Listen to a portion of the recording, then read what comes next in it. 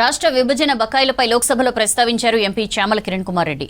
AP నుంచి రావాల్సిన 1,270 కోట్లను వెంటనే ఇప్పించాలని కేంద్రానికి విజ్ఞప్తి చేశారు. రూల్ 377 కింద తెలంగాణకు రావాల్సిన నిధుల అంశాన్ని ప్రస్తావించారు.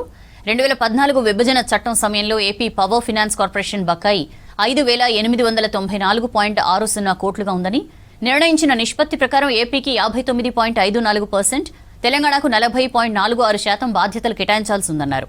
అయితే ఈ నిబంధనలకు విరుద్ధంగా ఏపీ సర్కార్ తెలంగాణపై అదనంగా 1,052 కోట్ల భారం మోపిందని ఎంపీ వివరించారు.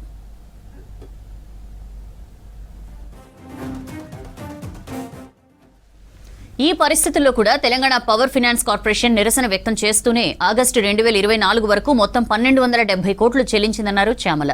ఇందులో 481.82 కోట్లు ప్రధాన మొత్తం కాగా 788.18 కోట్లు వడ్డీగా చెల్లించామన్నారు.